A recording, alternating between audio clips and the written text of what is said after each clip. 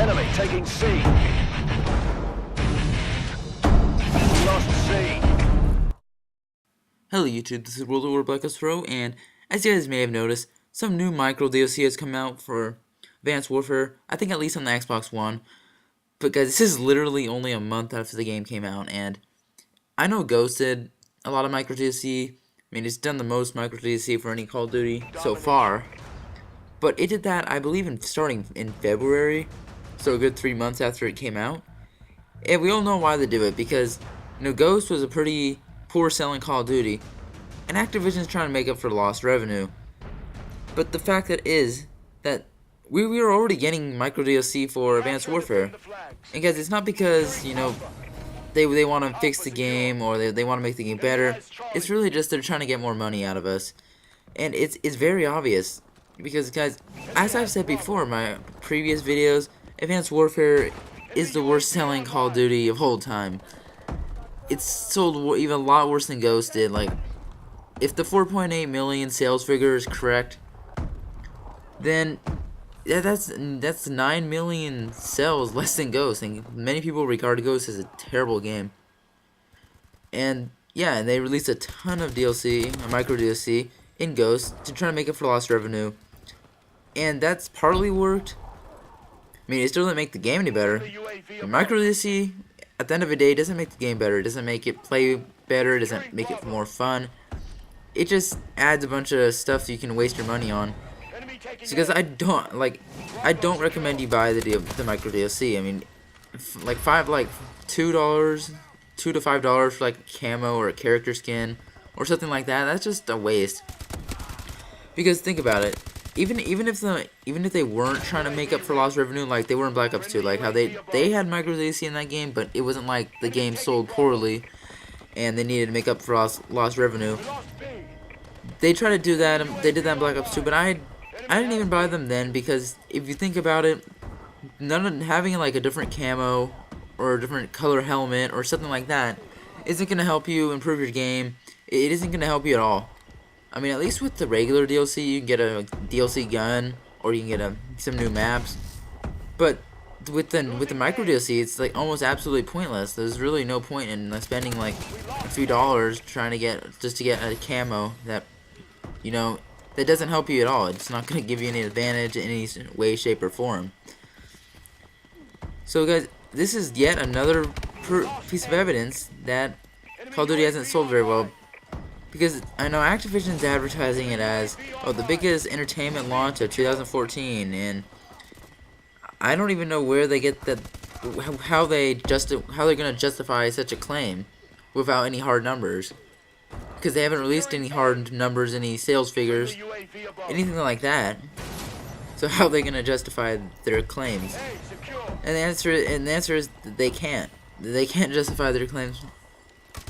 And especially with this, like we know that this is just almost like a scheme, like to money whore every last dollar out of the Call of Duty community, and that's just not right. I mean, guys, if I were you, I would not support a money whore company like Activision. Like, I can't really blame the developers too much, because the developers are kind of like Activision's puppet, and they kind of have to do whatever Activision tells them, because Activision's the parent company of all these other companies. And yeah, so basically Sledgehammer has to listen to whatever Activision says, and if Activision doesn't like the profit margin, then they have to put more micro DLC in. And micro DLC, it's not going to help the game in the long run. Think about it, it just makes it for revenue in the short run, but without actually improving the game, people are just going to get bored of the franchise, and then they're just going to leave the franchise. You're going to find something new to play, and then even micro DLC won't help them there, because there's going to come a point where Activision can't make, like, inflate the sales numbers or inflate the revenue or anything like that, because pretty soon people are just going to leave Call of Duty franchise. And hopefully Treyarch in this game next year actually sells well, because I don't want to be bombarded with micro DLC.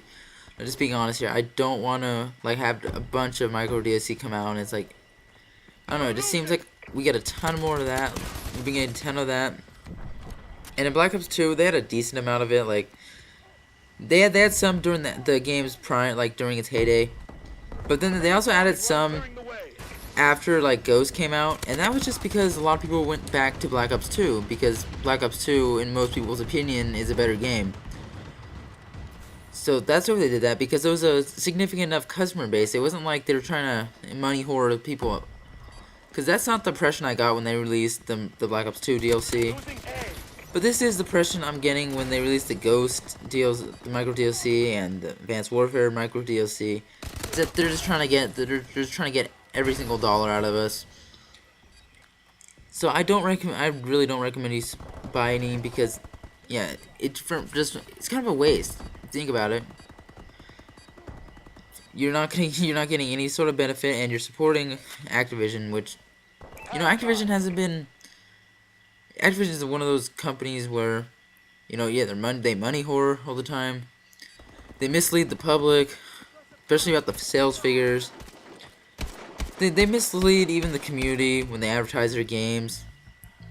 But I think during Ghost, remember when like Mark Ruman tweeted about quickscoping being nerfed, or like making it sound like quickscoping has been removed from the game? That was pretty much an outright lie. I'm not sure if Infinity Ward had anything to do with that or Activision did. But, you know, they definitely messed up there.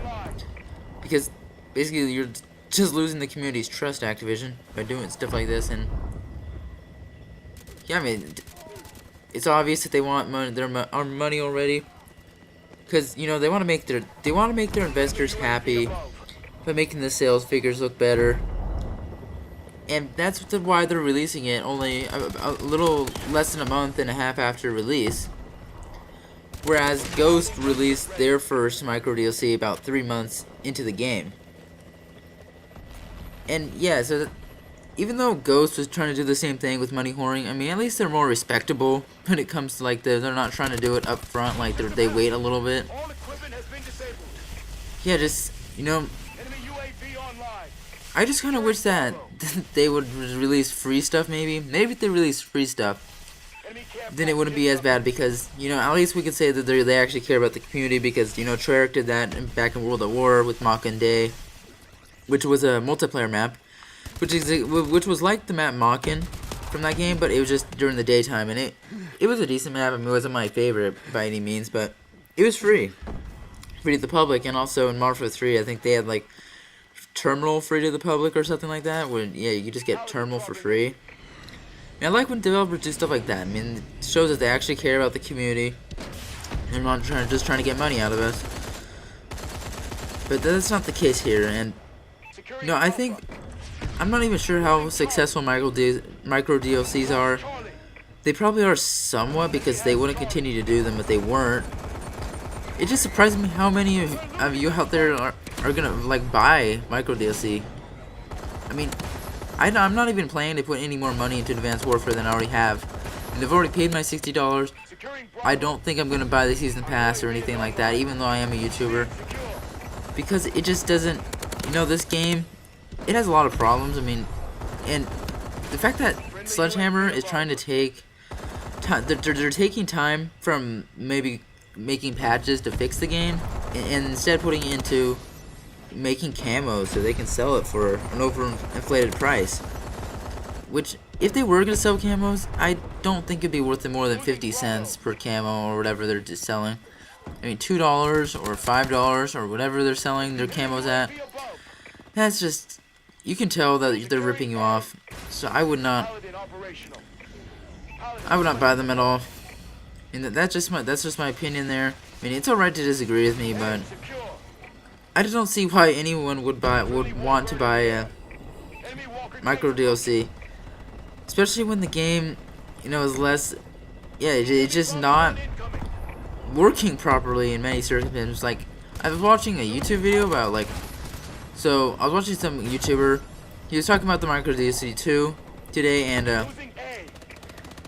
he was talking about how it wasn't really working for him. Like, he couldn't download it, and that's just sad. Like, if your game is so broken you can't even download it from the store, that really tells you that something needs to be fixed in terms of the game, or so. And Sledgehammer and Activision, they choose to focus more on making money than improving their product, and that's a problem. And that's probably why what Call of Duty is going downhill in recent years. Enemy care package incoming. Because if Activision can get the sales figures up, it makes the problem look less bad than it actually is. If they can sell more DLC, that can make up for less sales in the actual game. Enemy has And until they start realizing that hey, you gotta improve the game, otherwise people are gonna stop buying it. People are still gonna keep buying it, and they're not gonna learn anything. So it's one of the reasons why Call of Duty is not going anywhere in terms of progress. So anyway, guys, I hope you enjoyed the commentary. Don't forget to like, subscribe if you enjoyed it, and guys, remember, don't buy the micro DLC. It's not worth it. I wouldn't put any more money into this game if I were you. So anyway, guys, thanks for watching, and see you guys later. This has been World at War.